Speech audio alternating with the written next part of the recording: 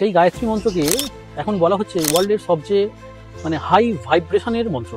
শাস্ত্রে বলছে যে যদি তুমি অ্যাকচুয়াল অপদেবতা দর্শন করো তাহলে সহস্র বৃশ্চিক কামড়ের যে দংশন জ্বালা, সেই জ্বালা তুমি অনুভব করবে। মানে 1000টা বিচে কামড়ালে যে জ্বালাটা তোমার শরীরে হওয়া উচিত, সেই জ্বালাটা তুমি অনুভব করবে যদি একটা অপদেবতা তোমার সামনে এসে হাজির হয়। যে গৃহে থেকে তুমি যে তন্ত্র করবে তার একটা বাউন্ডারি আছে, এই পর্যন্ত তুমি করতে। আমি গৃহে হয়ে আমি মারণ কাজ করতে পারবো না, কারণ এর এফেক্ট আমার সংসারে বর্তাবে।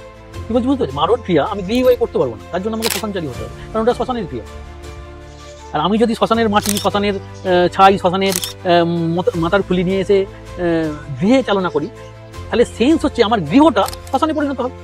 বলছে ওই পিছনে আমার দেখবে একটা নারকেল গাছ আছে, বলছে ওই নারকেল গাছের উপর থেকে একটু বৃহদাকার একটা মানে তোমার যেটাকে বলে ওই বিড়াল টাইপের, মানে না তোমার চিতাবাঘ আর না বিড়াল, ওর ছেলেটার যা ভার্সন আমি বলি, তো বলছে এবং সেটা আলো দ্বারা নির্মিত। বলছে ঝড়ের গতিতে যেন ওর দিকে উপর থেকে নেমে আসছে, ঠিক আছে? তো ও বাবা গো মা গো করে কোনো রকমে যেতে গিয়ে একটু দূরে গিয়েই ফেন্ট হয়ে যায়। এই যে আদিবাসী তন্ত্রে ম্যাক্সিমাম দেখবে এরা ওই কাকের মাথা, পেঁচার লেজ, মানে এদের প্রত্যেকটা জিনিসের মদিরা, প্রত্যেকটা জিনিসের সেন্সে এরা ওই যে তোমার কি বলে ভোগ নিবেদন। আচ্ছা, বুঝতে পেরেছ? যে প্রত্যেকটা জিনিসকে এরা প্রকৃতি থেকে নেওয়া কিছু জিনিস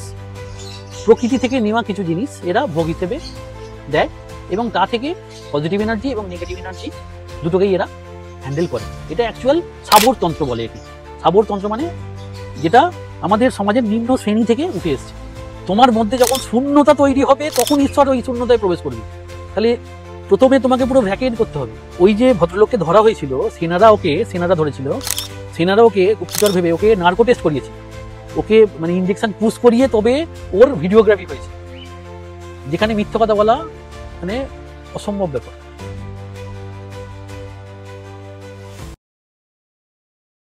হ্যালো এভরিওয়ান, ভূতাভাসের একটা নতুন এপিসোডে আপনাদের সবাইকে স্বাগত জানাই। আজকে আমরা বিভিন্ন বিষয় নিয়ে পডকাস্টে আলোচনা করেছি, সাধারণত পডকাস্টে যেরকম আলোচনা হয়ে থাকে, তবে আমরা চেষ্টা করেছি আজকে অন্যরকম কিছু জানার, অন্যরকম কিছু আলোচনা করার। আচ্ছা বলুন তো, যারা তন্ত্র সাধক বা যারা তন্ত্র সাধনা করেন তারা শুধুমাত্র মা কালীরই কেন উপাসনা করেন? অন্য কোনো দেবদেবীর উপাসনা কেন করেন না? নাগা সাধু কারা? নাগা সাধুদের ইতিহাস কি? নাগা সাধুরা যে এত শক্তি পান, কোথা থেকে সেই শক্তি অর্জন করেন তারা? এছাড়াও তন্ত্রের ব্যাপারে আরো ডিটেলস আলোচনা আজকে আমরা এই ভিডিওতে করেছি। আজকে আমার সঙ্গে ছিলেন হস্তরেখা এবং বাস্তুবিদ, এছাড়াও তন্ত্র বিশারদ ডক্টর অভিজিৎ ঘোষাল। এই ভিডিওটা আমরা শুট করেছিলাম ওনারই মন্দির প্রাঙ্গণে।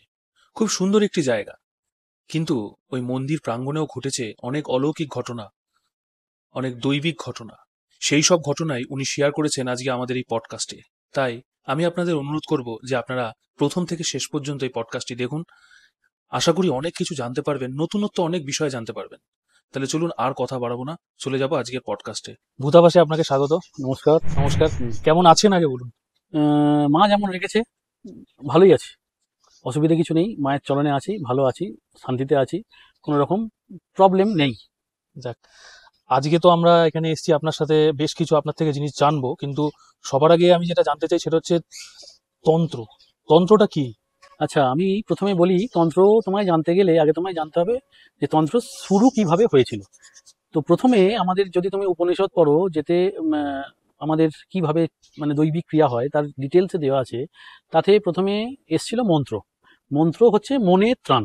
মন্ত্র শব্দের অর্থ হচ্ছে মনের ত্রাণ। তাহলে তুমি যে ক্রিয়ার মাধ্যমে তোমার মন মানে তোমার আত্মা আর কি পরমাত্মার সঙ্গে মিলিত হবে, সেই ক্রিয়াটা মন্ত্রের দ্বারা হয়। তো মন্ত্র অ্যাকচুয়াল পরবর্তীকালে যখন সায়েন্সের ব্যাপ্তি হয় তখন মন্ত্র ধরো আমাদের যে গায়ত্রী মন্ত্র আছে, সেই গায়ত্রী মন্ত্রকে এখন বলা হচ্ছে ওয়ার্ল্ডের সবচেয়ে মানে হাই ভাইব্রেশনের মন্ত্র। গায়ত্রী মন্ত্র ওয়ার্ল্ডের সবচেয়ে বেশি হাই ভাইব্রেশনের মন্ত্র। অ্যাজ ইউজুয়াল ওম যে শব্দ, ওম শব্দের যে ভাইব্রেশন, মন্ত্র অ্যাকচুয়াল ক্রিয়া করে ভাইব্রেশনে। এই যে আমরা ওম উচ্চারণ করছি, এর যে মানে কম্পাঙ্ক যেটাকে বলে আর কি, শব্দের কম্পাঙ্ক যেটা হয়, তার এগুলো হচ্ছে পজিটিভ এনার্জি। তো মন্ত্রর পরবর্তীকালে মন্ত্র যখন আমরা সাধন করে আর কি, আমাদের পূর্বপুরুষ যারা এনসিয়েন্টসরা ছিলেন, মন্ত্র সাধন ক্রিয়ায় দেখা যাচ্ছিল যে আস্তে আস্তে মানে পথটা একটু কঠিন আর কি। মানে ডিভোশনটা সেই লেভেলে অনেকে যাচ্ছিল না, সেই লেভেলে মানুষ পৌঁছতে পারছিল না যাতে তার ঈশ্বর দর্শন হয়। তারপরে আসে তন্ত্র। তন্ত্র শব্দের অর্থ হচ্ছে তনুত্রাণ, তনু মানে হচ্ছে দেহ। তাহলে মন্ত্র হচ্ছে সেই অবস্থা যেখানে তুমি কোনো কিছু হাতে না নিয়ে যুদ্ধে নামছো, আর তন্ত্র হচ্ছে সেই জিনিস যাতে তুমি তোমার হাতে প্রপার অস্ত্র নিয়ে যুদ্ধে নামছো। তন্ত্র শব্দ যে এসছে, যে তনুত্রাণ মানে তোমার পঞ্চমাকার, তন্ত্রে পঞ্চমকার আর কি, পঞ্চমকারের বিধান আছে। পঞ্চমাকার কি কি? একটা হচ্ছে মৎস্য মানে মাছ, মাংস, মুদ্রা, মুদ্রা সেই অর্থে মুদ্রা মানে আমরা বলি হয়তো টাকা, কিন্তু এই অর্থে শস্য দানা। আর হচ্ছে তোমার মদিরা, যেটাকে আমরা এখন বর্তমানে মদ বলি। আর হচ্ছে মৈথুন, মৈথুন মানে হচ্ছে দেহের যে শারীরিক ক্রিয়া, মানে নারী আর পুরুষের যে মৈথুন ক্রিয়া, সেই বিধান আছে। তো তন্ত্রে সেই কারণে দৈহিক প্রভাবটা সর্বাধিক। ঠিক আছে, তন্ত্রে আমি ঈশ্বরের উদ্দেশ্যে ভোগ নিবেদন করতে হয়। ভোগটা কি? তোমার দেহ, যে আমি আপনাকে এইটা আমার দেহের এই এই জিনিস আমি আপনাকে নিবেদন করছি অ্যাজ ভোগ, তার বিনিময়ে আমার এই চাহিদা আপনি পূরণ করুন। তন্ত্রটা হচ্ছে ইনস্ট্যান্ট, আর মন্ত্র হচ্ছে মানে দৈবিক বলতে পারো। তন্ত্র আর মন্ত্রের এই তফাৎ। তো ভারতবর্ষে তন্ত্রের প্রচলিত যে ভাগ আছে, ভারতবর্ষকে আমরা 3টে ভাগে ভাগ করি। একটা হচ্ছে বিষ্ণুক্রান্তা, একটা হচ্ছে রথক্রান্তা, একটা হচ্ছে তোমার গজক্রান্তা। সেন্স কি? আমাদের যে পূর্ব দিকটা আছে এটা হচ্ছে বিষ্ণুক্রান্তার আন্ডারে আমরা করি। পশ্চিম উত্তর দিক এটা হচ্ছে রথক্রান্তা, আর পশ্চিম দক্ষিণ দিক এটা হচ্ছে তোমার গজক্রান্তা। তো সেন্স হচ্ছে এই যে আমাদের তন্ত্র 3টে বিভাগে আমাদের 64 ধরনের তন্ত্র 3 জায়গাতেই প্রচলিত। মানে বিষ্ণুক্রান্তায় 64টা, তোমার রথক্রান্তায় 64টা এবং গজক্রান্তাতে 64টা। মানে অ্যাকচুয়াল আমাদের ভারতবর্ষে 192খানা তন্ত্রের প্রচলন ছিল। তার মধ্যে এখন বলতে পারো হাতে গোনা হয়তো 30-35টা কি 40টা তন্ত্র এখন চলছে। বাকি সব সময়ের সাথে সাথে বিলুপ্ত হয়ে গেছে। যিনি ওই তন্ত্রের ক্রিয়া করেছেন তার সঙ্গেই সেটা বিলুপ্ত হয়ে গেছে, কারুকে শিখিয়ে যাননি, বা পরবর্তী 2-4 পুরুষ করে সেই তন্ত্রের বিলুপ্ত হয়েছে। এরকম করতে করতে এখন হয়তো 30-34টা তন্ত্র আমাদের এখানে চলছে। তো তন্ত্র ইনস্ট্যান্ট রেজাল্ট পাওয়ার জন্য তন্ত্রের প্রচলন হয়। ইনস্ট্যান্ট রেজাল্ট, যে আমি আপনাকে মানে তন্ত্রের সেন্স হচ্ছে I will give you something and you give me something, এটা হচ্ছে তন্ত্র। তো তন্ত্রে ভোগ নিবেদন করা হয় বৃহৎ আকারে। আমাদের যেমন সেন্স বলি, অনেক জায়গায় তুমি দেখবে যে বলি প্রথা আমাদের, এবার অন্য জায়গায় আসি, আমি আরেকটু এর আগে 1-2টো কথা বলি। আমাদের যে পূজন বিধি 3টে ভাগে বিভক্ত। ঠিক আছে, একটা হচ্ছে সাত্ত্বিক, একটা হচ্ছে রাজসিক, একটা হচ্ছে তামসিক। যারা তামসিক তারা তন্ত্রের মধ্যে পড়ে। ঠিক আছে, সাত্ত্বিক যারা দেবদেবী নিয়ে থাকে তারাও তন্ত্র করে, বাট তাদের কিছু বার আছে। যেমন তন্ত্রে বলছে যে তুমি যদি তন্ত্র করতে চাও তাহলে প্রধান ক্রাইটেরিয়া হচ্ছে তোমাকে গৃহত্যাগ করতে হবে, তোমাকে গৃহত্যাগী হতে হবে, তবে তুমি তন্ত্রের সব কিছু করতে পারবে। বুঝতে পেরেছো? তো সেই সেন্সে তন্ত্র করতে গেলে তোমাকে কিন্তু ভোগী হলে চলবে না, তোমাকে যোগী হতে হবে। এইটা হচ্ছে তন্ত্রের বিধান। তন্ত্র মানে এখন তো তন্ত্রটা খুব সহজলভ্য হয়ে গেছে, বিভিন্ন বিজ্ঞাপনের দৌলতে বলতে পারো, কিন্তু তন্ত্রের যে ব্যাপ্তি মানে এর কোথাও শেষ নেই। মানে বলতে পারো যে আসমুদ্র, হিমাচল, ধরো আমি বলি তোমার ঈশ্বরবাদে তুমি দেখে থাকবে যে ঈশ্বর আমাদের এই পৃথিবীতে প্রেরণা করেছে না, সে যে ধর্মগুলো করে গিয়েছিল সেটা হচ্ছে এ থেকে জেড পর্যন্ত সে ধর্ম পৃথিবীতে প্রচলন সে তখনই করে দিয়েছে। হিন্দু, মুসলিম, শিখ, ইসাই, তাই না? ধর্মের প্রবর্তনে তুমি যদি আবারও প্রত্যেক ধর্মের প্রবর্তনে যাও, তাতে দেখবে ঈশ্বর এক, ঈশ্বর অদ্বিতীয় এবং ঈশ্বর নিরাকার, তাই তো? তাহলে আমাদের মূর্তি প্রচলন কিভাবে এলো, এটা মানুষের মনে জাগতে পারে যে মূর্তি প্রথা কিভাবে এলো, আমরা কেন মা কালীর পুজো করি, আমরা কেন দেবী দুর্গার পুজো করি। তো সেন্স হচ্ছে এটা সাধকদের এক একজন মানে ঈশ্বরকে এক একটা রূপে তারা অনুভব করেছে, তারা সেই যে রূপে মাকে ভেবেছে মানে ঈশ্বরকে ভেবেছে, সেই রূপে ঈশ্বর তার কাছে এসে ধরা দিয়েছে। মানে বেশি দিন আগের কথা নয়, আজ থেকে 100-150 বছর আগের কথা বলছি। আমাদের বাংলায় আগমানন্দ যে নিগম বলে এক ভদ্রলোক ছিলেন, তিনি আমাদের যে শ্যামা মা মানে দক্ষিণেশ্বরী মা, তার প্রচলন তিনি করেন। অ্যাকচুয়াল কালী মানে কালেরও কালকে কালী বলা হয়, কালী কিন্তু খুব উগ্র, কিন্তু উনি বলছেন যে আমার মা কি করে উগ্র হতে পারে, আমি তো তাকে বলছি মা, তাহলে আমার মা আমার মায়ের মতো হবে। তাহলে দেখবে দক্ষিণেশ্বরী মূর্তিকে দেখলে আমার মনে হয় যেন আমার মা বসে আছে। তাহলে সাধক যেভাবে কল্পনা করেছে তার কাছে ঈশ্বর সেইভাবে ধরা দিয়েছে। এবং তা থেকে আমাদের মূর্তিপতার প্রচলন কোথায়? আমি যদি তোমায় বলি যে বাবা একটু হাওয়াটাকে ধরে দেখাও তো, ইট কোয়াইট ইম্পসিবল, কারোর পক্ষেই সম্ভব নয় হাওয়াটাকে ধরা। একদম। কিন্তু ওই হাওয়াটাকে যদি বলি বাবা বেলুনের মধ্যে পুড়ে দিচ্ছি, একটু বেলুনটাকে ধরে দেখো তো, ভেতরে হাওয়ায় ভর্তি, কিন্তু ভেতরে তো আমরা ফুদিয়ে বেলুনটাকে পুরো হাওয়ায় ভর্তি করে রেখেছি। তাহলে তুমি একটা আস্তরণের মাধ্যমে ওই হাওয়াটাকে ধরতে পারছো। তাহলে এই আস্তরণটা হচ্ছে আমাদের মা কালী, শিব বা দুর্গা। এটা কিন্তু সাধকের কল্পনা, যে শিব হিসেবে ঈশ্বরকে কল্পনা করেছে, শিব হিসেবে ধরা দিয়েছে। বুঝতে পেরেছো? তো তন্ত্র হচ্ছে সহজ পন্থা, মানে তন্ত্র যদি এক কথায় আমি কোনো উত্তর দিই সেটা হচ্ছে যে সহজে ঈশ্বর লাভের একটা রাস্তা হচ্ছে তন্ত্র, বিশেষ করে কলিতে। আচ্ছা, তাহলে যারা তান্ত্রিক, যারা তন্ত্র সাধনা করে, আমরা সাধারণ মানুষজন যখন তান্ত্রিক বা তন্ত্র এইসব নিয়ে যখন কথা বলি, প্রথমেই আমরা এটা নিয়ে নেগেটিভ চিন্তা আমাদের মাথায় চলে আসে। আমরা প্রথমেই ভাবি যে কালো জাদু করে বা বশীকরণ করে, মানে নেগেটিভ ভাবনা চলে আসে। এইটা কেন হয়? আচ্ছা, আমি বলি, দুটো বাদ আছে, একটা হচ্ছে ঈশ্বরবাদ আর একটা হচ্ছে অনিশ্বরবাদ। মানে একটা হচ্ছে ভগবান আর একটা হচ্ছে ভূত, তোমার ভূতাবাস চ্যানেলের ভূত। ঠিক আছে? তো সেন্স হচ্ছে ঈশ্বর আর অনিশ্বরের তফাৎ কোথা? ঈশ্বর পথ খুব কঠিন, অনিশ্বর পথ সহজলভ্য। ঠিক আছে? ব্যাপার হচ্ছে যারা ভূত, কি ভূত, ভূত শব্দের অর্থ কি? আমি ভূতে আছি একটু। ভূত শব্দের অর্থ হচ্ছে ভয়ে দীর্ঘত, ভূত মানে হচ্ছে অতীত, তাই তো? হ্যাঁ। আবার ভয়ে দীর্ঘত ভূত মানে আমরা ভাবি ও বাবা শাঁকচুন্নি, ও বাবা ব্রহ্মদত্তী, তাই তো? এক একটা প্যাটার্নের এন্টিটি, এক একটা প্যাটার্নের এন্টিটি। তাহলে পৃথিবীতে আলো আছে, পৃথিবীতে অন্ধকারও আছে।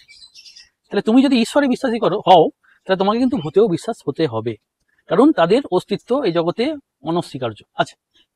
ঠিক আছে? তারা মানে গল্প কথায় যে ভূতের গল্পগুলো আমরা সাধারণত শুনি, অ্যাকচুয়াল বলি তোমায়, সেগুলো অনেক ক্ষেত্রে মনের ভ্রম আমার মনে হয়। শাস্ত্রে বলছে যে যদি তুমি অ্যাকচুয়াল অপদেবতা দর্শন করো, তাহলে সহস্র বৃশ্চিক কামড়ের যে দংশন জ্বালা, সেই জ্বালা তুমি অনুভব করবে। মানে 1000টা বিচে কামড়ালে যে জ্বালাটা তোমার শরীরে হওয়া উচিত, সেই জ্বালাটা তুমি অনুভব করবে যদি একটা অপদেবতা তোমার সামনে এসে হাজির হয়। অবদেবতা বলতে ভূত, প্রেত, আচ্ছা, ব্রহ্মদত্তী, তাই না? আচ্ছা, মানে শুধু সামনে দেখার পরে আচ্ছা, যে সহস্র বৃশ্চিক দংশনের জ্বালা তুমি অনুভূত হবে ওই অপদেবতাকে, নেগেটিভিটিটা দেখার পরে। ঠিক আছে? কারণ দুটো জিনিস দেখো, আমরা সাধারণ পাবলিক, ঠিক আছে, প্রত্যেকের একটা নিজস্ব জায়গা থাকে। ওকে, কেউ ঈশ্বরবাদে আছে। ঈশ্বরবাদ কাকে বলে? ঈশ্বরবাদের রাস্তা কি? ঈশ্বরবাদের রাস্তা হচ্ছে প্রধান, যেটা উপনিষদ থেকে চলে আসছে, সেটা হচ্ছে জপ তপ হোম হবন। জপ তপ হবন, ঠিক আছে? জপ তপ হোম। প্রত্যেকটা ঠাকুরের একদম সুন্দরভাবে লিখিত বিধান আছে যে এই ঠাকুরকে এই ফুল দিতে হবে, এই ঠাকুরকে ডাকতে গেলে এই মন্ত্রে ডাকতে হবে, এই ঠাকুরের জন্য এই ভোগ নিবেদন করতে হবে। সেগুলো কিন্তু একদম এক একজনের জন্য এক এক রকম লিখিত আছে। ঠিক আছে? তো সেই জায়গায় এই যে জপ তপ আর হোম, এইটা সেই লেভেলে করতে করতে করতে করতে আমাদের কি জাগ্রত হয়? কুণ্ডলিনী চক্র জাগ্রত হয়। আচ্ছা, কুণ্ডলিনী চক্র বলতে গেলে আমাদের শরীরে মানে নদীর ন্যায় এই যে সুষুম্নাকাণ্ড মূলাধার থেকে শুরু করে উপর পর্যন্ত 7খানা মানে তোমার চক্র আছে। একটা একটা একটা করে, মানে সাধক যখন সাধকত্বের পথে যায়, প্রথম তাকে প্রাণায়াম করতে হয়। কুম্ভক প্রাণায়ামের বিধি আছে, সেই প্রাণায়াম তাকে করতে হয়। তারপরে তাকে জপতবে ঢুকতে হয়, কারণ প্রাণায়াম তোমাকে শরীরে সেই ক্ষমতাটা দেয় যাতে তুমি জপতবে ঢুকতে পারো। বুঝতে পেরেছো? তো তারপরে আমরা জপতবে ঢুকছি, আস্তে আস্তে আমাদের কুণ্ডলী চক্র জাগ্রত হচ্ছে, এবং আমরা আস্তে আস্তে মানে বলতে পারো ওই ঠিক রাত্রির শেষে ভোরের শেষে আলো, তাহলে আমাদের মানে আত্মাও ওই রাত্রির শেষে ভোরের শেষে আলোয় প্রবেশ করে। আলো হচ্ছে ঈশ্বর। তো তন্ত্র যারা করে তারা ম্যাক্সিমাম ক্ষেত্রে করে কি, যে ঈশ্বরের অপোজিট যে শক্তি আছে, যে নেগেটিভ শক্তি, ভূত প্রেত শাকচুন্নি ডাইন, এই যাদের যেভাবে ডাকা হয় আর কি, তো এদের সবই সূক্ষ্ম আত্মা। ঠিক আছে? তোমার মধ্যেও আমাদের এত বড় শরীর, ঠিক আছে, একটা জাস্ট আত্মা বলে যে শব্দটা, ওটা শরীর থেকে চলে যাবে। তোমার 80 কেজি, আমার 100 কেজি, শরীরটার কোনো দাম নেই, আছে কি দাম নেই। তাহলে ওই যে একটা সূক্ষ্ম একটা কোনো ঘড়ির কাঁটা বলো, সেইটা আমাদের চালনা করছে, তাই তো। তো এই আত্মা, এই আত্মার সেন্স কি? এই আত্মা, গীতায় বলছে যে আত্মা কোনোদিন ভ্যাকেন্ট থাকে না। আচ্ছা, শরীর ছাড়ে, আবার একটা নতুন শরীরে সে প্রবেশ করে। কিন্তু মানুষের চাওয়া পাওয়ার উপরে আত্মার কিছু সময় পৃথিবীতে ঘোরাঘুরি করে। ধরো একটা মানুষ মারা গেল, সঙ্গে সঙ্গে তার আত্মাটা মুক্তি পায় না। এটা পরবর্তী অনেক স্টাডিজে আমরা দেখেছি। সেটা কি শুধুমাত্র অবঘাতে মৃত্যু হলে? না না না, নর্মাল মৃত্যু হলে। অ্যাকচুয়াল ব্যাপার হচ্ছে, ধরো মানে কোনো তোমার মধ্যে আত্মা কখন মানে থেকে যায় জানো? ধরো তোমার মধ্যে কোনো ধরো একটা মানে কারোর বিয়ে হলো, আমি তোমার একটা ছোট উদাহরণ দিচ্ছি। কারোর বিয়ে হলো, সেই মেয়েটার বিয়ে হওয়ার পরে সে তার শরীর খারাপ করলো, সে শরীর খারাপে 1.5 মাস 2 মাস 3 মাস 4 মাস ভোগ করে মারা গেল। তাহলে 4 মাস যখন সে রোগ ভোগ করে মারা গেছে, তার তো মোটামুটি এটা natural death, before time death বা ন্যাচারাল ডেথ। হ্যাঁ হ্যাঁ। তো এই যে বিফোর টাইম ডেথ, তার মধ্যে ওই যে ধরো তার একটা যদি বাচ্চা কাচ্চা হয়ে গিয়ে থাকে, তাহলে বাচ্চাটাকে সে যতক্ষণ ওই না পাওয়ার যে চাহিদা, বাচ্চাটাকে চোখের সামনে সে অনুভূত করবে, সে কিন্তু ঝটাং করে পৃথিবী ছেড়ে তার আত্মা মানে সেই জায়গায় যেতে পারবে না। কারণ তার একটা জায়গা এখানে, ওই যে গরুকে যেমন দড়ি দিয়ে বাঁধা থাকে না, তার ওই দড়িটা ওর এখানে বাঁধা আছে। তো সেই ক্ষেত্রে অনেক ক্ষেত্রে হয় কি, যারা এই ধরো কালা জাদু করে, মানে তন্ত্র সাধক যারা, তন্ত্র সাধনাটা ব্যাপক, ব্যাপ্তিটা অনেক। তন্ত্র মানে কি নেগেটিভ নয়, তন্ত্র মানে, তন্ত্র শুরু হয়েছিল পজিটিভ দিয়ে, ঠিক আছে। এবার ব্যাপার হচ্ছে, আমি যখন তোমায় পাচ্ছি না, স্বাভাবিক তোমার ধরো একটা কোনো কিছু পাওয়ার দরকার, ঠিক আছে।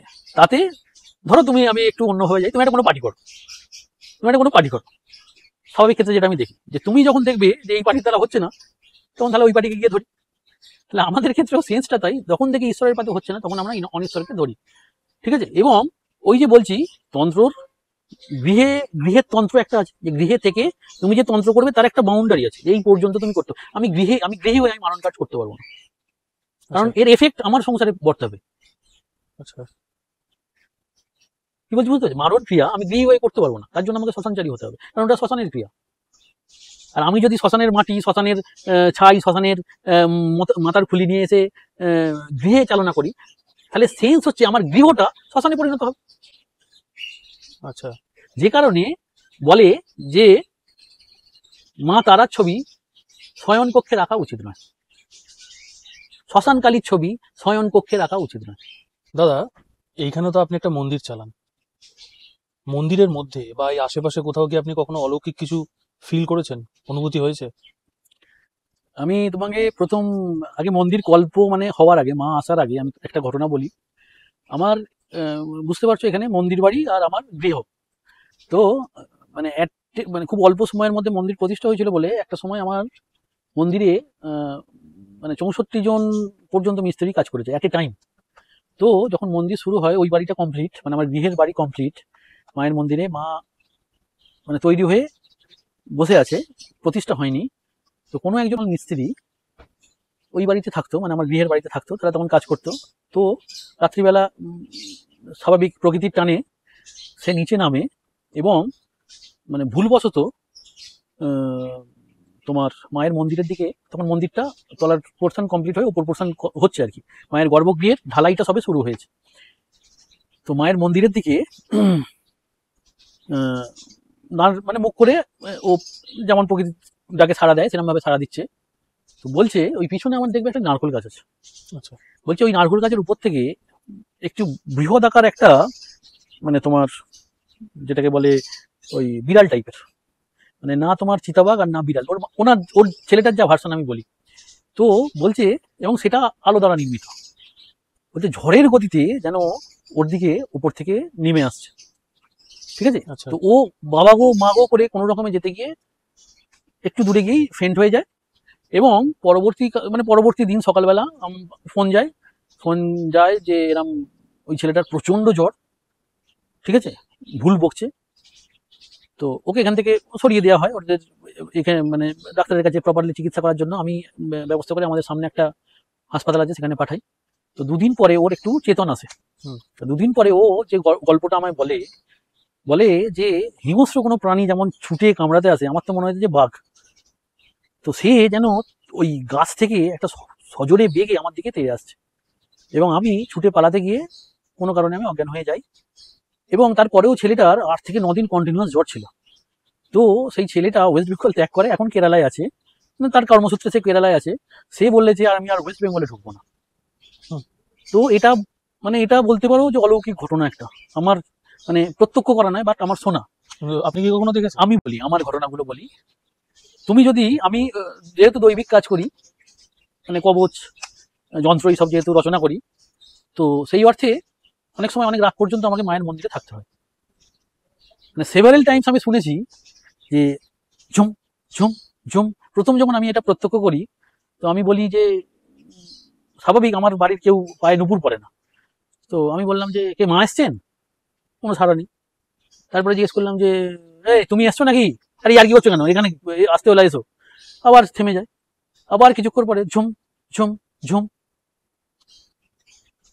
তো মানে প্রথম যেদিনকে ঘটনাটা ঘটে 3-4 বার হওয়ার পর আমি ভাই সত্যি কথা বলে এত ভয় পেয়ে গিয়েছিলাম যে আমি ওই অবস্থাতে আমার যে কাজ ফেলে রেখে আমি এ বাড়িতে ছুটে পালিয়ে গিয়েছিলাম। এটা আমার বলতে পারো প্রত্যক্ষ করা একটা ঘটনা। 2 নম্বর ঘটনা বলি, আমার অমাবস্যার কাজ মিটেছে, তারপরে যে দৈবকারক কাজ আমি দেওয়া হয় আর কি, সেটা দেওয়ার জন্য আমার কাছে আমার একজন পার্টি এসছে, তার কাজকর্ম আমি মিটিয়ে আমি এ বাড়ি থেকে আমার ওই বাড়িতে গিয়ে খাওয়া দাওয়া করেছি। তো আমার এই টোটাল চত্বরে 16-17খানা তোমার সিসিটিভি ক্যামেরা আছে, ইভেন আমার মায়ের মন্দিরেও ক্যামেরা আছে। মায়ের মন্দিরের পিছন দিক থেকে ক্যামেরা দেওয়া আছে, সামনের দিক থেকে ক্যামেরা দেওয়া নেই। তো আমি মানে মোটামুটি খাওয়া হয়ে গেছে, খাওয়া হতে হতে মানে এমনি সাধারণ একটা কৌতূহলবশত ওই মনিটরটার দিকে তাকিয়েছি। তো তাকাতে দেখছি মায়ের মন্দিরে কিছু মানে ওই আলোকের বিন্দু তৈরি হচ্ছে, মায়ের দিকে যাচ্ছে, তৈরি হচ্ছে, মায়ের দিকে যাচ্ছে। তো আমি স্বাভাবিক কারণে কৌতূহলবশত সবাইকে বলছি আমি জানো মায়ের মন্দিরে কিছু একটা হয়েছে। তার জন্য যৎপরোনাস্তি সেই মুহূর্তে আমাকে ভৎসনা করা হয় যে আলো জ্বালিয়ে রেখে এসছো বা অমুক কিছু করে এসছো। আমার ছেলে সেদিনকে ছিল, তো ওকে আমি বললাম যে একবার আমার সঙ্গে চল। বলে আমি যথারীতি ড্রেসটা চেঞ্জ করে, যেহেতু আমার খাওয়া কাপড়, ড্রেসটা চেঞ্জ করে হাত পা ধুয়ে মায়ের মন্দিরে ঢুকি। মায়ের মন্দিরে ঢোকার পর মানে এটা আমি অন রেকর্ডিং বলি, মায়ের মন্দিরে ঢোকার পর যে ওই আসনটায় আমি বসে ওনাকে কাজটা দিয়েছি আর কি, আমি ঢুকে দেখবো বলে ওই আসনটার উপরে গিয়ে দাঁড়াই। মানে মানুষকে 33,000 ভোল্ট কারেন্ট লাগলে যে অনুভূতি হয়, ওই মুহূর্তে আমার ওই অনুভূতিটা ওখানে হয়েছিল। আমি একটা কথাই বলতে পেরেছিলাম যে আমার ছেলেকে আমি বাপি বলে ডাকি আর কি, সহজ ভাষায়। আমি বললাম বাপি পালিয়েছ বলে আমি ওখান থেকে মানে 2-3টে জাম্প, যে 3 নম্বর পাটা যেখানে আমায় পড়েছিল, ইউ কান মানে ইমাজিন যে একটা পাথরের টুকরো 7খানা টুকরোয় ভেঙে গিয়েছিল, বিভৎস রকম একটা মানে ব্রাস্টের আওয়াজ হয়ে 7টা টুকরোয় ভেঙে গিয়েছিল। এবং মানে আমার কাছে অন রেকর্ডিং আছে ওই আলোক বিন্দুগুলো, যে ওগুলো মায়ের কাছে যাচ্ছে।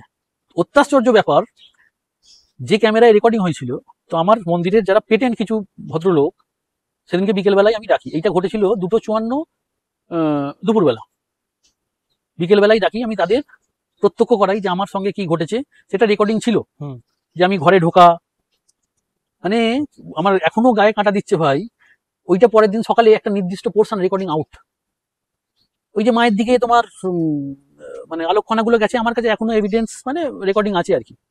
বাট আমি যে ওই যে ঢুকেছি আর বেরিয়েছি 2 মিনিটের টাইম, ওইটা মানে মানে আমি এখনো জানি না যে আমি এটা জানবার জন্য আমি ছোটবেলা থেকে সবসময় একটা কথা বলতাম, আমি সর্ব ব্যাপারে বলতাম যে দেয়ার ইজ সায়েন্স। আমি সায়েন্স ছাড়া কিছু মানতাম না, কিন্তু এখন মনে হয় যে হয়তো বা সেটা আমার বোকামি ছিল, বা এখনবার আমার জানার ব্যাপ্তিটা বেড়েছে, যেখানে আমার মনে হয় there is something which is beyond science. ঠিক আছে, তো আমাদের শাস্ত্রে বলছে বলছে জ্যোতিষ, এই যে জ্যোতিষশাস্ত্র, জ্যোতিষশাস্ত্রে একটু আসি আমি। জ্যোতিষশাস্ত্র অনেকে বলে যে এ তো পুরো সায়েন্স না। জ্যোতিষশাস্ত্র 3টে জিনিসের সংমিশ্রণ। কি? একটা হচ্ছে সায়েন্স, অ্যাস্ট্রোনমি পার্ট, এই যে গোয়েজের সঞ্চার, হ্যাঁ, বকরি হওয়া, এইসব হচ্ছে অ্যাস্ট্রোলজি পার্ট, মানে অ্যাস্ট্রোনমি পার্টটা এটা হচ্ছে তোমার সায়েন্স। ঠিক আছে, এর জন্য অঙ্ক লাগে। আমরা যে ফলাদেশ দিই এটা হচ্ছে দর্শন, ফিলোসফি। ঠিক আছে, আর আমরা লোককে যে কাজ দিই সেটা হচ্ছে ধর্ম। তাহলে জ্যোতিষ হচ্ছে 3টে জিনিসের সংমিশ্রণ। শাস্ত্র কি বলছে? যেখানে বিজ্ঞানের শেষ সেখানে দর্শনের শুরু, যেখানে দর্শনের শেষ সেখানে ধর্মের শুরু। মানে আমরা বিজ্ঞান দিয়ে যেটাকে ব্যাখ্যা দিতে পারি না, সেটাকে দর্শন দিয়ে ব্যাখ্যা দেওয়া যায়। এই যে রবীন্দ্রনাথেরও দাঁড়িয়ে আছে, ছাগলেরও দাঁড়িয়ে আছে, ছাগল রবীন্দ্রনাথ নয় কেন? ওটা ফিলোসফি। আর যখন ফিলোসফি দিয়েও ব্যাখ্যা করা যাচ্ছে না, তখন সেটা অলৌকিক এবং তখন সেটা ধর্ম। তখন বলি মা এসছে, বাবা এসছে। আচ্ছা, এই যারা মা কালী, যারা তান্ত্রিক আর কি তন্ত্র সাধনা করে, বেশিরভাগ ক্ষেত্রে আমি দেখেছি মা কালীরই সাধনা করে, অন্য কোনো মায়ের বা অন্য কোনো মূর্তির বা ভগবানের সাধনা তারা করে না, আমি যতটা দেখেছি শুনেছি।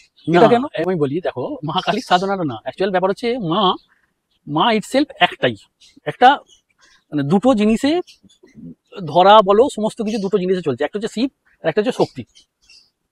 বলছে শক্তি বিনা শিব হচ্ছে সব, শক্তি বিনা শিব হচ্ছে সব। আচ্ছা, মানে তোমাকে যদি তুমি শিবকে পেতে যাও, যে মাধ্যমটা লাগে সেটা হচ্ছে শক্তির। তাহলে আমরা কালী, কেন এই যে কালী বলি, আমরা অ্যাকচুয়াল তন্ত্রটা কালী নির্ভর নয়, কালী নির্ভর বললে ভুল হবে। যেমন শত্রু দমনের ক্ষেত্রে বগলামুখী ক্রিয়া আমরা করি, বগলামুখী ক্রিয়া আমরা করি শত্রু দমনের ক্ষেত্রে। মঙ্গল খারাপ, আমরা বগলামুখী ক্রিয়া করি শত্রু দমন। প্রত্যেকটা গ্রহের আলাদা আলাদা অধীশ্বরী দেবী আছে, মা আছে আর কি। বুঝতে পেরেছো? যে গ্রহের কাজ করতে যাবে তার মাকে ধরে তোমাকে কাজ করতে যাবে। যেমন বৃহস্পতির মা হচ্ছে তারা, বৃহস্পতির যদি তুমি প্রতিকার করতে যাও তখন তোমায় তারার কাজ করতে হবে। মঙ্গলের জন্য বগলামুখী। এরকম প্রত্যেকটা গ্রহের, রাহু ছিন্নমস্তা, কেতু ধূমাবতী। আচ্ছা, বুঝতে পেরেছো? তো কালী কেন অ্যাকচুয়াল আমাদের যে বাংলায় কালী পূজার এই যে এত ব্যাপক প্রচলন না, ওই বললাম আগমানন্দ নিগম যে উনি ভদ্রলোক ছিলেন, হ্যাঁ, প্রথম কথা। আর একটা জায়গায় আমরা যাবো, দারুণ যেটা তথ্য বলি, বলছে তন্ত্রের উৎপত্তি কোথায়। আমি প্রথমে শুরু করেছিলাম, এখন সেই তন্ত্রের উৎপত্তিটা তোমায় বলি। তন্ত্রের উৎপত্তি হচ্ছে, তুমি দেখবে যে কোনো আমাদের যে কবচে লেখা থাকে শিব ও পার্বতী সংবাদে, কবচ যখন যারা করে আর কি তারা জানবে এটা, শিব ও পার্বতী সংবাদে। ব্যাপার হচ্ছে তন্ত্রটা অ্যাকচুয়াল দেবাদিদেব মহাদেব আর পার্বতীর কথোপকথন থেকে উৎপত্তি হচ্ছে, মানে নির্যাস আর কি। এটা দুটো তন্ত্র, মানে তন্ত্রের দুটো ভাগ ছিল, আগমতন্ত্র আর নিগমতন্ত্র। আগমতন্ত্র আর নিগমতন্ত্র। কৌতূহল বশত মা, মানে দেবী সতী বা পার্বতী যেই বলো, বা দুর্গা যাই বলো, উনি দেবাদিদেব মহাদেবকে সৃষ্টির রহস্য সম্বন্ধে জানতে জানতে জানতে জানতে যে কোশ্চেন করেছেন এবং যা উত্তর এসছে তা থেকে, সেটাকে বলা হয় আগমতন্ত্র। আচ্ছা, সৃষ্টির উৎপত্তি কোথায়, সৃষ্টির ব্যাপ্তি কোথায়, সৃষ্টির শেষ কি হবে, এই যে মারণ, বিদ্বেষণ, উচ্চাটন, বশীকরণ, ঠিক আছে। আর শিব ওই গল্পের ছলে করতে করতে করতে করতে 10টা কোশ্চেন মা পার্বতীকে করেছিলেন, তা থেকে যে নির্যাসটা বেরিয়েছিল সেটাকে বলা হয় নিগমতন্ত্র। তাহলে এই আগম আর নিগমের মিশ্রণ হচ্ছে আমাদের তন্ত্র। আচ্ছা, বুঝতে পেরেছো? এবং যে কোনো জায়গায় ওই শিব ও পার্বতী সংবাদে এটা লেখা থাকে, মানে ওদের দুজনকার মধ্যে যে সংবাদ পরিবেশন হয়েছিল একে অপরের জন্য, সেটাই হচ্ছে আমাদের এখনকার তন্ত্র, যেটা শর্ট কর্ম হিসেবে পরিচিত। শর্ট কর্ম, 6টা কর্ম: সম্মোহন, আকর্ষণ, বশীকরণ, উচ্চাটন, মারণ, এই ধরনের 6টা কর্ম নিয়ে আমাদের তন্ত্র ব্যাপ্তি। যারা গৃহী তাদের শর্ট কর্ম করা উচিত নয়। তুমি বশীকরণ করতে পারবে, সম্মোহন করতে পারবে, উচ্চারণ পর্যন্ত করতে পারবে, কিন্তু তার পরেরগুলি না যাওয়াই উচিত, শ্রেয়। কারণ মানে নিউটনস ল, প্রত্যেক ক্রিয়ারই সমান এবং বিপরীত প্রতিক্রিয়া আছে, এটা ইউনিভার্সাল ট্রুথ, তাই তো? তাহলে যদি ভুল আমি প্রয়োগ করি, ভুলটা কিন্তু আমার কাছে ব্যাক করবে। হুডু তন্ত্র, যেটা ফুডু তন্ত্র, ভুডু তন্ত্র, এই ভুডু তন্ত্রটা কোথা থেকে এসেছে? এটা অ্যাকচুয়ালি মানে আদিবাসী তন্ত্র বলতে পারো, আদিবাসী, ঠিক আছে। আদিবাসী তন্ত্র বলতে পারো। এই যে আদিবাসী তন্ত্র ম্যাক্সিমাম দেখবে এরা ওই কাকের মাথা, পেঁচার লেজ, মানে এদের প্রত্যেকটা জিনিসের মদিরা, প্রত্যেকটা জিনিসের সেন্সে এরা ওই যে তোমার কি বলে ভোগ নিবেদন। আচ্ছা, বুঝতে পেরেছো? যে প্রত্যেকটা জিনিসকে এরা প্রকৃতি থেকে নেওয়া কিছু জিনিস এরা ভোগ হিসেবে দেয়, এবং তা থেকে পজিটিভ এনার্জি এবং নেগেটিভ এনার্জি দুটোকেই এরা হ্যান্ডেল করে। এটা অ্যাকচুয়াল সাবর তন্ত্র বলে একে। সাবর তন্ত্র মানে যেটা আমাদের সমাজের নিম্ন শ্রেণী থেকে উঠে এসছে। কিন্তু এই তন্ত্রের মাধ্যমে কোনো কি করা হয়? এই তন্ত্রের মাধ্যমে ভালো কাজ করা হওয়ার থেকেও বেশি খারাপ কাজ করা হয়। এই যে মারণ, উচ্চাটন, এই ধরনের কাজ, কারোকে ধরো প্যারালাইসিস করে ফেলে রাখা, আচ্ছা, সেটাই ভুডু তন্ত্রের মাধ্যমে। এই সমস্ত ভুডুটা অ্যাকচুয়াল আমাদের দেশে এটাকে সাবরতন্ত্র বলে, এইটাই বিদেশে এটা ভুডু তন্ত্র বলে আর কি। আমাদের দেশে ভুডু তন্ত্র বলে কোনো কিছুর অস্তিত্ব নেই। আমাদের দেশে যেটা সাবরতন্ত্রটাই ওদের দেশে ভুডু তন্ত্র, মানে যেটাকে সাঁওতালি তন্ত্র বলা হয় সোজা বাংলা কথা। মানে সমাজের যারা নিম্ন শ্রেণী বনবাসী মানুষ, তাদের যে তন্ত্র ঠিক আছে, তারা যেহেতু এর আলোয় ততটা আসেনি, তো তাদের যে যন্ত্র, এবং এটা খুব এফেক্টফুল, মানে ঝট করে এ থেকে ক্রিয়া পাওয়া যায়। এগুলো কারা করে? এরা করছে তো এখন সবাই ভাই, মানে জেনে করছে না জেনে করছে, গৃহীরাও করছে? হ্যাঁ, গৃহীরাও করছে। আমি বললাম করছে তো সবাই, করছে তো সবাই, কিন্তু ব্যাপার হচ্ছে তোমার বুঝতে হবে, মানে everything there is a boundary, তুমি যাটা করতে পারো না। ঠিক আছে, যারা মেনে চলছে তারা ঠিকঠাক করছে, যারা মেনে চলছে না তাদের পরবর্তীকালে এফেক্ট পাচ্ছে।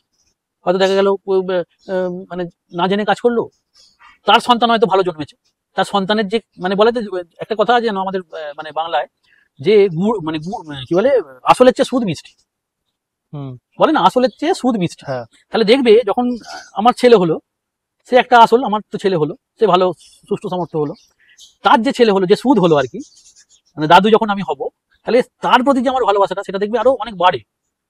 দেখবে যে জন্য দাদুরা নাতি নাতি নাতি নাতি সবসময় করে, দেখা যাবে নাতিটা হয়তো তোমার প্যারালাইজড হলো, বা সে হয়তো কোনো একটা ভয়ঙ্কর রোগ নিয়ে জন্মালো, মানে এফেক্টটা পরে হবে। একদম হবে, একদম। ব্যাপার হচ্ছে আমরা কিছু জিনিস দেখা যায়, কিছু জিনিস দেখা যায় না, আমরা বলি যেটা দেখা যায় সেটাই সত্যি না, তাই না? আমি ধরো এখান থেকে বসে আমি বলি আমি স্ট্যাচু অফ লিবার্টি দেখিনি, তার মানে মানে এটা তো নয় যে স্ট্যাচু অফ লিবার্টি নেই, না সে তো আছেই, তাই না? ধরো আমি আজকে সায়েন্সের যুগে আমার কাছে ফোন আছে, আমি স্ট্যাচু অফ লিবার্টি খুঁজে নিচ্ছি, বাট যারা যাদের ধরো 60 বছর 70 বছর বয়স, ফোন চালাতে জানে না, স্ট্যাচু অফ লিবার্টি সম্বন্ধে তারা জীবনে কোনোদিন শোনেনি, বা নায়াগ্রা জলপ্রপাত সম্বন্ধে তারা কোনোদিন শোনেনি, তার মানে তো এই নয় যে তার এক্সিস্টেন্স নেই। একদম, তাই না? কিছু জিনিস মানুষের অ্যাকচুয়াল ব্যাপার কি বলতো, আমাদের যতক্ষণ শরীরে শক্তি সামর্থ্য মানে রক্ত যতক্ষণ ফোটে, ততক্ষণ আমরা অনেক কিছুকে ইগনোর করি, তাই না? একদম। তো at the end of the day সেগুলো ফল দেয়, আজকে না দিলে কালকে দেবে, কালকে না দিলে পরশু দেবে। ভুডু তন্ত্র যেটা, ওটা কি সমস্ত রকম তান্ত্রিকরা যারা করে আর কি, তারা কি মানে আমাদের একটা বলতে পারো অ্যাকচুয়াল তন্ত্রের যে প্রচলন, হ্যাঁ, তার জায়গা সনাতন ধর্ম, ঠিক আছে? তো সেন্স হচ্ছে আমাদের থেকে ধার করা জিনিস আমাদের কাছে আবার যখন ওই রাংটা করে ফিরে এসছে, তখন সেইটাকে নিয়ে আমরা মাতামাতি করছি, বুঝতে পেরেছো? মানে ধরো একটা রসগোল্লা, তুমি একটা গরিবের দোকানে রসগোল্লা খাবে, হয়তো দারুণ টেস্ট, কিন্তু সেটা যখন দেখবে একটা সঙ্গে ড্যাশ দাস প্যাকেজিং এ আসবে না, তবে ও এটা বাস্তব, এটা বাস্তব, মানে আমার সৃষ্টিটা আমাদের, হ্যাঁ, সৃষ্টিটা সনাতন ধর্মের, ঠিক আছে? আমাদের থেকে ধার করা জিনিস যখন আবার নতুন প্যাকেটজাত হয়ে ফিরে এসছে, ঠিক আছে, সেটাকে আমরা বেশি আদর যত্ন করছি। তার মানে ভুডু তন্ত্র যেটা আপনি বললেন, ওটা সাঁওতালদের। হ্যাঁ, সাবরতন্ত্র। সাবরতন্ত্র মানে সমাজের যারা নিম্ন শ্রেণীদের, যারা বনবাসী, হ্যাঁ, তাদের জন্য যে তন্ত্র, সেরাম তন্ত্র। আচ্ছা, একদম, এটা ঠিক, বুঝতে পেরেছো? এটা একদম মানে ঠিকঠাকই। যেই প্রসঙ্গ নিয়ে আমাদের বাংলা পডকাস্টে আলোচনা খুব কমই আছে, নাগা সাধু যারা, যাদের আমরা সাধারণত লোকালয়ে তো দেখতে পাই না, বেনারস বা ওইসব দিকে গেলে দেখতে পাই, আমি সাধারণত চোখের সামনে এখনো দেখিনি। নাগা সাধুরা মানে ওনাদের ইতিহাসটা কি? নাগা সাধুদের ইতিহাস কিছু নয়, অ্যাকচুয়াল ব্যাপার হচ্ছে নাগা সাধুদের যদি অরিজিন বলো, তাহলে সবাই এরা অঘরী শব্দটা, অঘরীকে যারা হচ্ছে শিবের উপাসক, বুঝতে পারলে? নাগা সাধুরাও শিবেরই উপাসক, অঘরীরাও শিবের উপাসক। ফরমেশন মানে আমাদের যেমন ধরো ব্রাহ্মণ বৈশ্য ক্ষত্রিয় শূদ্র বর্ণভেদ প্রথা আছে, ওদেরও মধ্যে ওই জাতি যেমন একটু আলাদা আলাদা আর কি। অ্যাকচুয়াল ডেইটি ওদের যে উপাসক, সে হচ্ছে ভগবান শিব। তো নাগা সাধুদের সিস্টেমটা আমি বলি কি, ওরা ভাবে যে এই পৃথিবীতে কোনো কিছুই মানে ভোগের কারক নয়, ঠিক আছে?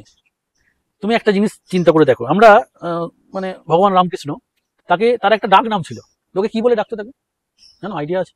না। যাই হোক, আমরা বলতাম তাকে পাগলা ঠাকুর, বলতাম পাগলা ঠাকুর বলে প্রসিদ্ধ।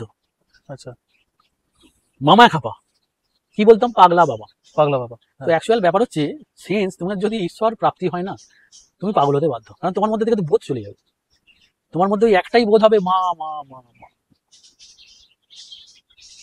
বুঝতে পেরেছো? তো সাধারণ পাবলিকের কাছে তখন তুমি পাগলা, যারা ষড়রিপুর অধীন, যারা দুপুরবেলা 5 বাচ্চারা যাদের চলে না, তারা বলবে ও কি রে ভাই, ও তো নুড়ি খাচ্ছে, তাহলে তো লোকটা পাগলা। কিন্তু নুড়ি না ওটা, ও হয়তো মায়ের পরমান্ন খাচ্ছে, আমরা দেখছি নুড়ি, আমরা তো পাপি দাবি,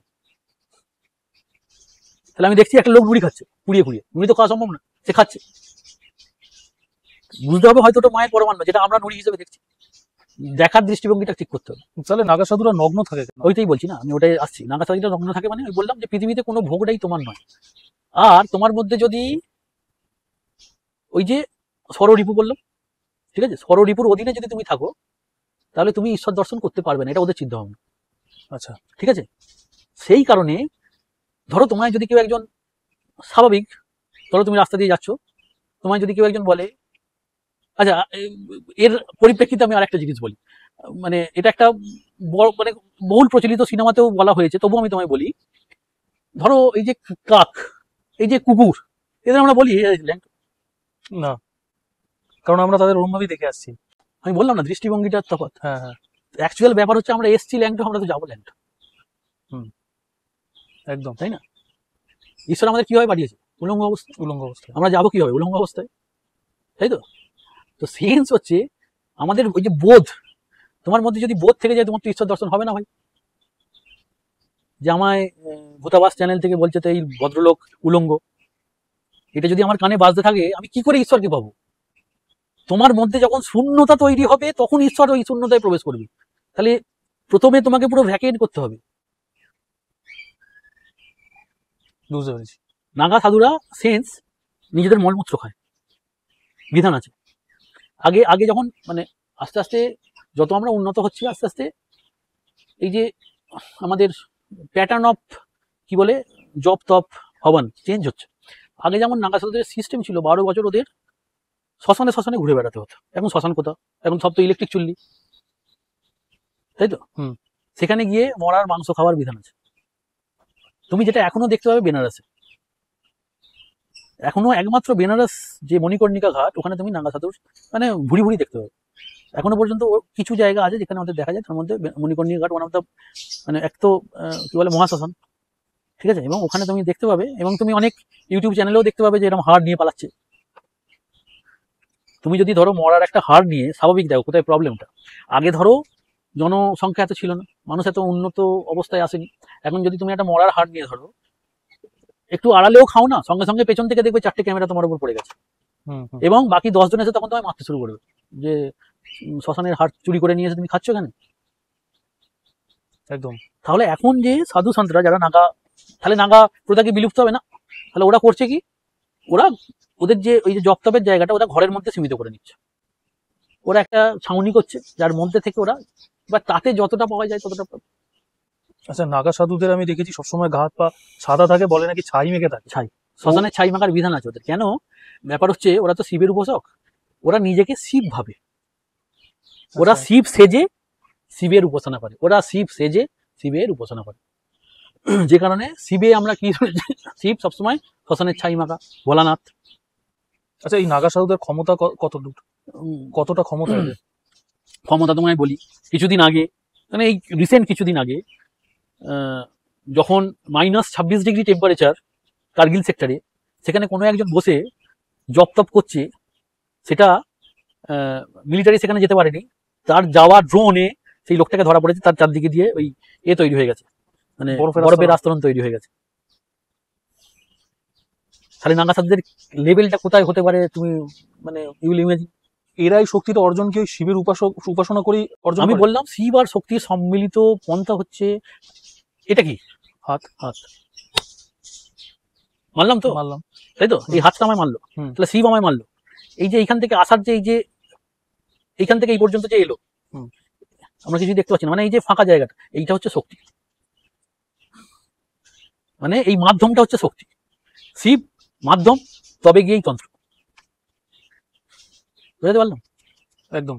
এইটাকে তোমার এই হাতটাকে এই পর্যন্ত আসতে গিয়ে তোমাকে এই ভ্যাকেন্ট এরিয়াটা মানে এই প্রকৃতিটাকে তোমায় ইউজ করতে হয়েছে। আবারও আসছি, প্রকৃতি, শক্তি, বুঝতে পারছো? তাহলে এটা যদি শিব হয়, আমার গাল পর্যন্ত চটটা মারতে এই যে ভ্যাকেন্ট স্পেসটা, যে প্রকৃতিটাকে আমি ইউজ করলাম, এটা হচ্ছে শক্তি। বুঝতে পেরেছো? তাহলে এর সম্মিলিত প্রচেষ্টা হচ্ছে এই তোমার তন্ত্র। আচ্ছা, তার মানে ওই যে যেটা আপনি বলছিলেন যে এই বরফ পড়ে রয়েছে সারা গায়ে, মানে ওনাদের সেই অনুভূতিটাও চলে গেছে। অনুভূতি চলে গেছে, এবং সেন্স বলি ভারতবর্ষের বুকে এখনো প্রচুর সাধক আছে, ঠিক আছে, যারা মানে যাদের হয়তো বয়স দেখা যাবে, মানে এই কিছুদিন আগে একটা জায়গায় একজন বলছে আমি মহাভারতের যুদ্ধও দেখেছি, হ্যাঁ আমি রামায়ণের রামকেও দেখেছি, ঠিক আছে, মানে তাকে মানে ইউটিউবেই পাবে তুমি, যে মানে অষ্টম চিরঞ্জীবী হিসেবে তাকে গণ্য করা হচ্ছে। বলছে আমি এখন ওই বাকি 7টা চিরঞ্জীবীকে খুঁজতে এসেছি যে ওরা কোথায়, বুঝতে পেরেছো? এবং ওই যে ভদ্রলোককে ধরা হয়েছিল, সেনারা ধরেছিল, সেনারা ওকে গুপ্তচর ভেবে ওকে নার্কো টেস্ট করিয়েছে, ওকে মানে ইনজেকশন পুশ করিয়ে তবে ওর ভিডিওগ্রাফি হয়েছে, যেখানে মিথ্যা কথা বলা মানে অসম্ভব ব্যাপার, বললেও ধরা পড়ে যাবে। মানে হ্যাঁ, মানে যে সেন্সটা আমাদের আছে আর কি, নার্কো টেস্টের যে সেন্স, বা তোমার ওই আর একটা কি টেস্ট হয় তার যে সেন্স আছে, তো ওই সমস্ত করিয়ে ওকে যে হচ্ছে, ও বলছে যে আমার আমার মানে অ্যাকচুয়াল বয়স কত আমি জানি। আচ্ছা, বুঝতে পেরেছো? তো যোগী পুরুষ যারা হয় তাদের ওই আত্মাটা সেটাই থাকে, এর তো কোনো বিনাশ নেই, বুঝতে পেরেছো? এর কোনো বিনাশ নেই, এই যে সূক্ষ্ম আত্মার এর কোনো বিনাশ নেই। এই সূক্ষ্ম আত্মাকে ভালো কাজে ইউজ করা ঈশ্বরবাদ, খারাপ কাজে ইউজ করা ভূতের কাজ। কিন্তু যারা এই যে বেনারসে গেলে আমরা যে নাগা সাধুদের দেখতে পাই না, এনারা এখনো লোকালয়ে কেন রয়েছেন? মানে আমাদের মধ্যেই তো থাকেন, আমরাও বেনারসে গেলে আমাদের, ধরুন কেউ গেল, যাওয়ার পরে তাদের আশপাশ দিয়ে ঘুরে বেড়াচ্ছে দেখতে পাচ্ছি। না, আমি বলছি আশপাশ দিয়ে ঘুরে বেড়াচ্ছে, আবারও বলছি না, আমি বলছি নাগা এটা তো একটা পন্থা, দুটো জিনিস। তুমি ধরো একটা স্কুলে ভর্তি হলে, প্রথম ধরো 1, তাহলে 1-এ যে পড়ে সেও ওই স্কুলের ছাত্র, আর ক্লাস 12-এও যে পড়ে সেও ওই স্কুলের ছাত্র, ও নাগা, 12-এর লোক নাগা। আচ্ছা, ডিফারেন্সটা তোমার নলেজ, কি বলে বুঝতে পেরেছো? কোন স্কুলে পড়ে গো? অমুক স্কুলে পড়ি। 12-এর ছেলেটাকে জিজ্ঞেস করলেও তো বলবে কোন স্কুলে পড়ো গো? অমুক স্কুলে পড়ি। তাহলে 1-এর একটা ছেলের যা জ্ঞান আর 12-এর একটা ছেলের জ্ঞান এক হতে পারে না। তো যারা ওই 12-এর জায়গায় চলে যায় তারা কিন্তু আস্তে আস্তে বিলুপ্তের পথে চলে যায়, তারা ওই সাধারণত হুড়ুম দুরুমটা করে না। আচ্ছা, হিপনোটিজম আর বশীকরণ, এই দুটোর মধ্যে কি তফাৎ আছে? হিপনোটিজম হচ্ছে ইনস্ট্যান্ট, ঠিক আছে, কিছুক্ষণ সময় তোমাকে আমার বশে করা, তোমার মধ্যে ভালো মন্দ তোমার অতীতে যাওয়া, বিশেষ করে হিপনোটিজমের মাধ্যমে অতীতে নিয়ে যাওয়া হয়। হিপনোটিজম যেটা হয়, ভবিষ্যতে তুমি যেতে পারবে না। হিপনোটিজমের মাধ্যমে কত লেভেল পর্যন্ত অতীতে নিয়ে অতীতে যাওয়া যায় তোমার, যেখান থেকে তোমার জ্ঞান মানে অ্যাকচুয়াল ব্যাপার হচ্ছে তুমি সিনেমা ততটুকুনি দেখতে পাবে যতটুকুনি রেকর্ডিং আছে, তাই না? হ্যাঁ। তাহলে হিপনোটিজম তোমায় ততটুকুনি দেখাতে পারবে যতটুকুনি তোমার ব্রেন স্টোর করে রেখেছে। কিন্তু অনেক সময় বলে না যে হিপনোটিজমের মাধ্যমে আগের জন্মের, বলা তো অনেক কিছু, ওটা কি সত্যি হয়? বলা তো অনেক কিছু। আর আমি এইটা ব্যাপারে গেলে কন্ট্রাডিক্টরি আলোচনা চলে আসবে, বলা অনেক কিছু। আর বশীকরণ? বশীকরণ হচ্ছে পন্থাই শর্ট কর্মের একটা কাজ বললাম। বশীকরণ হচ্ছে ওই মানে হিপনোটিজমটা সাময়িক বলতে পারো, বশীকরণটা একটা লেভেলে হয়। বশীকরণ অ্যাকচুয়াল ব্যাপার হচ্ছে, বশীকরণ মানে হচ্ছে তোমার প্রতি একটু সহানুভূতিশীল হওয়া, যে তোমায় একদম দেখতে পারবে না, ধরো তোমার প্রবল শত্রু, সে একটু তোমাকে নরম নজরে দেখা, ঠিক আছে, এইটাকে বশীকরণ বলে। সেন্স ওই যে বলে যে, আবারও বলছি কন্ট্রাডিক্টরি কথা হয়তো এসে যাবে, 2 মিনিট 4 মিনিট 5 মিনিট, এর মধ্যে মানে কতটা সত্যটা এটা, কারণ ব্যাপার হচ্ছে মানে স্বাভাবিক দেখবে, একটু ভালো রান্না করতে গেলেও তোমাকে মিনিমাম আধ ঘন্টা সময় দিতে হবে, একটু ভালো রান্না করতে গেলে, তাই না? তো 2 মিনিট 4 মিনিট 6 মিনিট। কালো জাদু করার সময় আমরা অনেক সময় দেখি না, একটা পুতুল নিয়ে বসে ওর মধ্যে কাটা ফোটাচ্ছে, তান্ত্রিকরা কাটা ফোটাচ্ছে, এই করছে ওই করছে। এই কাটা ফোটানোর কনসেপ্টটা কি? এই কাঁটা ফোটানোর কনসেপ্ট হচ্ছে এটা হচ্ছে স্তম্ভন ক্রিয়া। মানে ওই বললাম প্যারালাইসিস। আচ্ছা, প্যারালাইসিস স্বাভাবিক তোমার এইখানটা, আমি একটু হাত দিয়ে দেখালাম, তোমার ওইখানটা যদি আমি ওইখানে যেটা কাঁটা, এখানে সেটা হচ্ছে শুল। আচ্ছা, তাহলে তোমার যদি আমি বাঁ পায়ে শুল ফোটাই, তোমার বাঁ পাটা ড্যামেজ হবে। তোমার ডান পায়ে যদি আমি শুল ফোটাই, তোমার ডান পাটা ড্যামেজ হবে। আর লাস্ট দেখবে অনেক ক্ষেত্রে মারণ ক্রিয়ায় অনেকে হয় যে তোমার এই জায়গাটায় শুল ফোটায় বা এইখানে শুল ফোটায়, মানে কাঁটা ফোটায়। তাহলে স্বাভাবিক আমি যদি তোমার এখানে একটা ছুরি গেঁথি, এটা হচ্ছে নেগেটিভ ক্রিয়া। আবারও বলছি, আমার মনে হয় না এসব ক্রিয়া করা উচিত, কারণ ব্যাপার হচ্ছে তুমি যদি অন্ধকারে হাঁটো, কোথাও না কোথাও গিয়ে দেখবে অন্ধকার তোমার জন্য অপেক্ষা করছে। এটা আমার একদম মানে নিজস্ব মতামত আমি বললাম, ঠিক আছে, যতটুকুনি আলোর পথে হাঁটা যায়। মানে অ্যাকচুয়াল ব্যাপার হচ্ছে এখন তো দেখো, মানে এই যে বলছো না ভূত, এই যে সেন্স, আমি তোমার একটা ঘটনা বলি, মানে এটাও বহু প্রচলিত ঘটনা। কোনো একজন খুব উচ্চ ধরনের নেতা, ঠিক আছে, সে একটা ভয়ঙ্কর রকম বাজে ফর্জারি কেসে ফেঁসে গেছিল, ঠিক আছে। তো সেই নেতাটাকে তারপরে কিছু সময় পর কামাখ্যায় দেখা যায়, ঠিক আছে। এবং আশ্চর্যজনকভাবে মানে তার কিছুদিন পর তার যেখানে যেখানে তার দস্তাবেজ রাখা ছিল সমস্ত দস্তাবেজ আগুনে পুড়ে যায়, মানে যেখানে যেখানে তার বিরুদ্ধে যে দস্তাবেজগুলো রাখা ছিল সেগুলো আগুনে পুড়ে যায়। তো কামাখ্যা ফামাখ্যা এখানে এখনো বলছি কিছু তান্ত্রিক আছে যারা কোটির মাধ্যমে বলতে পারো ভূতের ব্যবসা করে, বুঝতে পেরেছো। এই দস্তাবেজ পুড়ে যায়, এটা কেন হয়েছিল, পুড়ে যাচ্ছে? পরবর্তীকালে মানে শোনা যায় যে 1.5 ফুটিয়া বলে একটা ভূত হয়, 1.5 ফুটিয়া। 1.5 ফুটিয়া? আচ্ছা। মানে 1.5 ফুটি মানে 1.5 ফুটিয়া ভূত। অ্যাকচুয়াল ব্যাপার হচ্ছে যারা তন্ত্র করে না, মানে যারা সিদ্ধ পুরুষ, সিদ্ধ মানে অ্যাকচুয়াল ব্যাপার হচ্ছে তোমাকে যে কোনো জিনিসে সিদ্ধি প্রাপ্তি হতে হবে। সিদ্ধি প্রাপ্তি মানে কি, মানে অ্যাকচুয়াল আমি একটু সহজভাবে বলি, মানে আলুটা শুধু ভাজলে তোমায় হবে না, তোমাকে ওই দিনের শেষে পায়েসটা করাও জানতে হবে, বুঝতে পেরেছো। তাহলে এই ধরনের ধরো আলু ভাজা থেকে শুরু করে পায়েস পর্যন্ত যারা করতে পারে, ভেতরের গুলো আমি আর বললাম না, ঠিক আছে। তো তারা অ্যাকচুয়াল ওই যে পায়েস পর্যন্ত যখন যাবে না, তখন তার হাতে ধরো আলু ভাজা থেকে শুরু করে যতগুলো পদ 1 2 3 4 5 6 7 8 এই 8টা পদ তখন কিন্তু তাদের হাতে থাকবে, বুঝতে পেরেছো। তাহলে সে সিদ্ধির শেষ পর্যায়ে এই 8টা পদ তার হাতে রইল, সে তোমার প্রয়োজন মতো তোমাকে পদটা সার্ভ করবে নির্দিষ্ট কিছু অর্থের বিনিময়ে, বুঝতে পেরেছি, ঠিক আছে। অনেক ক্ষেত্রে দেখা যায় যে একসঙ্গে 2-3টে পদ 5 পদ তোমায় দেওয়া হলো। এই 1.5 ফুটিয়ার ব্যাপারে কি বলছিলেন? ওই যে 1.5 ফুটিয়া ওই এন্টিটিও একটা আনিয়েছিল, এবং একটা সাময়িক এই যে জিনিসগুলো যেগুলো এইভাবে আসে আর কি, এটা একটা সাময়িক সময়ের জন্য তোমার কাছে আসে, ঠিক আছে। তোমাকে যে দেওয়া হবে একটা সাময়িক সময়ের জন্য, যে 5 দিনের জন্য দিলাম কি 10 দিনের জন্য দিলাম, তারপরে সে আবার ব্যাক করবে, আচ্ছা, ঠিক আছে। তো ওই 1.5 ফুটিয়া দ্বারা নাকি ওই সমস্ত দস্তাবেজ পোড়ানো হয়েছিল, মানে যে যার দস্তাবেজ ছিল সে পুড়িয়ে দিয়েছে ওর মাধ্যমে। ও ওই যে কামাখ্যা অঞ্চলে দেখা গিয়েছিল, মানে ওখান থেকেই উনি ওই জিনিসটা এনেছিলেন। অ্যাকচুয়ালি মায়ের কামাখ্যায় বলে মায়ের জনি আছে, জনি সেই পথ যেখান দিয়ে সৃষ্টির উৎপত্তি, এবং সৃষ্টির উৎপত্তিতেই সৃষ্টির মধ্যেকালীন যা কিছু সবকিছু। সুতরাং ওই যে নীলাচল পর্বতমালা যেখানে মা কামাখ্যার বাস এবং মায়ের জনি আছে বলে যেখানে বহুল প্রচলিত, ওই এরিয়া হচ্ছে তন্ত্র সাধকদের বলতে পারো স্বর্গ। মানে অন্য জায়গায় যদি তোমার 5 বছর লাগে, ওখানে তুমি সেটা 1 বছর 1.5 বছরে তোমার সেই সিদ্ধিটা হয়ে যাবে, ডিউ টু ওই জায়গার মাহাত্ম্য, বুঝতে পেরেছো। ওখানে সিদ্ধি প্রাপ্তিটা অনেক তাড়াতাড়ি হয়, এবং ওই লেভেলে ওই ওই জায়গায় মানে বহু সাধক তুমি পাবে যারা ওখানে এখনো আছে। আমার শেষ প্রশ্নে আমি চলে এসেছি। তারা মায়ের যখন পুজো হয়, কিছুদিন আগে কৌশিকী অমাবস্যা গেল, কিছুদিন পর আবার কালী পুজো আসছে, যে মেন কালী পুজো বড় করে উৎসব হয়। সবাই বলে যে কালী পুজোতেই ভূত প্রেত বের হয়, অন্য পুজোতে কেন বের হয় না? এরা কালী পুজোতেই এটা পার্টিকুলারলি কেন বের হয়? এর কি কোনো এক কথায় উত্তর হয়? এক কথায় উত্তর আমি দিচ্ছি তোমায়। ব্যাপার হচ্ছে মানে কালেরও কালকে কালী বলে, কালেরও কালকে কালী বলে, ঠিক আছে। তাহলে যদি আমি কাল কাকে বলে, মহাদেবকে কাল বলে, তাই তো। মহাদেবের যারা সাঙ্গপাঙ্গ তারা হচ্ছে গণ, মানে এই যে ভূত প্রেত পিশাচ রাক্ষস এরা হচ্ছে মহাদেবের গণ, আচ্ছা, ওকে। সুতরাং দেখবে কালী পুজোর আগের দিনকে বলা হয় ভূত চতুর্দশী, হ্যাঁ বলা হয় না? হ্যাঁ, তাই তো। হ্যাঁ, ভূত চতুর্দশী, চতুর্দশীতে শিব সর্বোচ্চ, অমাবস্যায় কালী সর্বোচ্চ। তো আমাদের যে দীপান্বিতা অমাবস্যা সেটা দৈবিক কাজে, ঠিক আছে, আমাদের যে তন্ত্রের কাজে দীপান্বিতা অমাবস্যা একটা খুব ভাইটাল অমাবস্যা, ঠিক আছে।